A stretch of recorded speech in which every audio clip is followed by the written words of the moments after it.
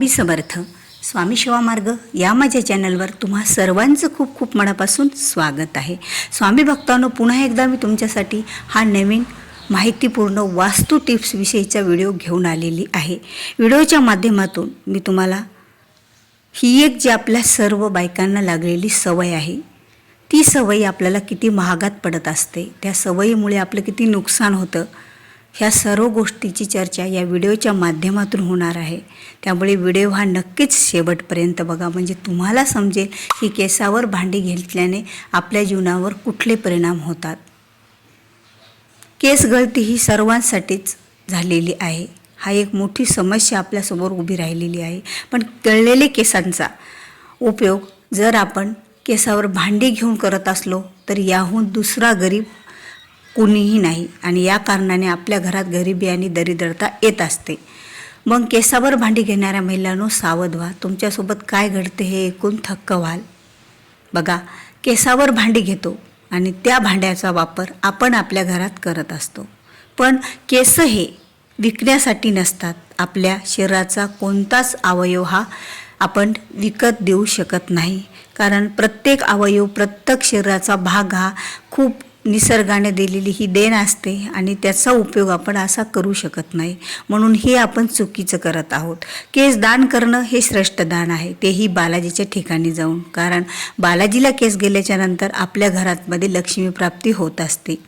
त्यावर एक छोटीशी आख्यायिका आहे की बालाजीला एकदा कुऱ्हाडीचा घाव लागला होता आणि त्या घाव लागल्याच्या कारणाने त्या जागेवरचे केस गेले होते। त्यांच्या आईने आपले स्वतःचे केस कापून त्यांच्या विद्येने त्या जागेवरती केस बसवले। तेव्हा बालाजी म्हटले होते की जो कोणी मला केस दान करेल त्याच्या घरात लक्ष्मी अखंड राहील, तेथे वास करेल। हे एवढं ठीक आहे, पण आता सध्याच्या काळामध्ये हे प्रमाण खूप वाढलेलं आहे की बायका आपले गळलेले केस जमा करून केसावर भांडी घेत आहेत। त्या केसाचा उपयोग झाला असं त्यांना वाटत आहे, पण तो खूप दुरुपयोग होत आहे। आपल्या घरात गरिबी आणि दरिद्री आणण्याचं मोठं कारण वाढत चाललेलं आहे। जी काही भांडी आपण केसावर विकत घेतो, जी भांडी आपल्या घरात येतात, ती कशाची असतात? आपल्या एखाद्या शरीराचा भाग, म्हणजे एक पार्ट आपल्या शरीराचा केस आहे, आणि ती विकून आपण ती भांडी घरात घेतो। बघा, केस विकून घरात घेतलेली वस्तू आपल्या घरात राहते आणि तिच्यासोबत आपल्या घरात नकारात्मक ऊर्जा यायला तयार होते, आणि ती भांडी मग आपण तशीच ठेवतो का? ती आपल्याकडून वापरली जातात।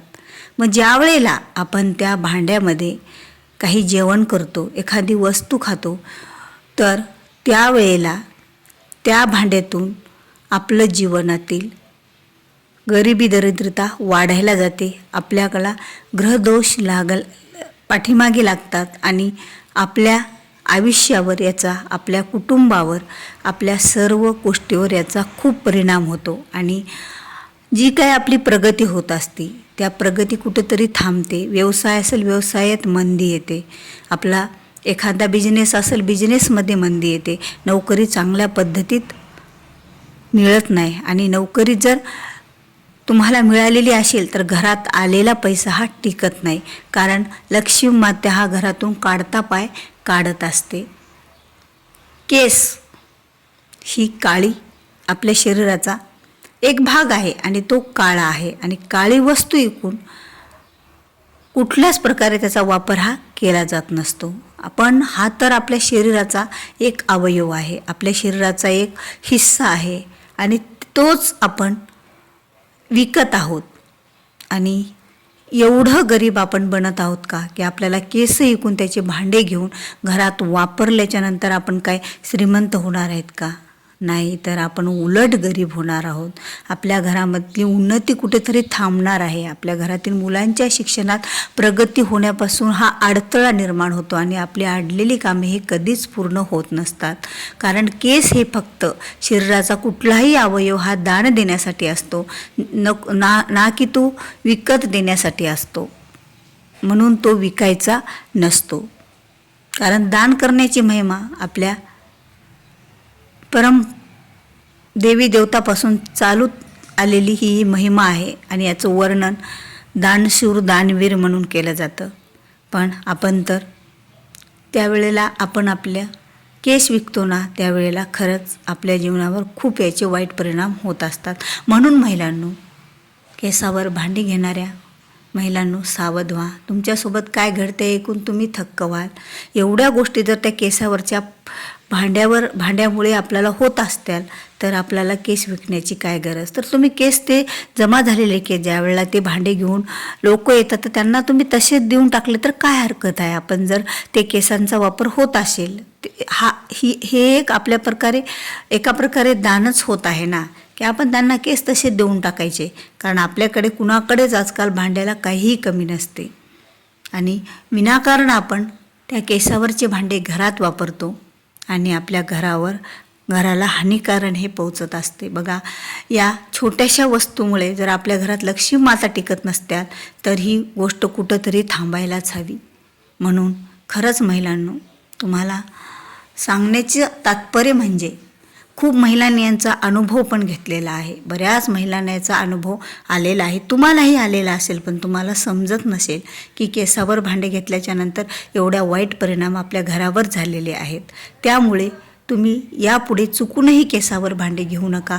तुम्हाला जर वाटले ते केस तुम्हाला फेकून द्या वाटत नसेल, याचा उपयोग होतोय असं वाटत असेल तर तुम्ही जे कोणी लोक केस घ्यायला विकत येतात त्यांना ते तसेच देऊन टाका. कारण जरी तुम्ही ते केस तसे दिले तरीही तुम्हाला त्या बदल्यामध्ये, त्या दानाच्या बदल्यात लक्ष्मी माता तुम्हाला भरपूर पैसा, भरपूर संपत्ती देऊन जाईल. म्हणून छोट्या गोष्टीकडचं आपण बघत बसलो आणि ह्या चुका जर करत राहिलो आयुष्यभर, आणि खरंच याचं प्रमाण खेडेगाव असो शहर असो हे वाढतच चाललेलं आहे. बायका आपले केस विकून भांडे हे घेतच राहत असतात. कारण बायकांना भांड्याची आवड ही खूप असते, माझ्यापासून तुमच्यापर्यंत असते.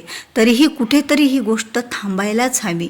कारण याचे दुष्परिणाम आपल्या घरावर खूप होत आहेत. आपल्या मुलाबाळावर, आपल्या नवऱ्याच्या प्रगतीवर, आपल्या सर्व संसारावर याचा परिणाम होत आहे.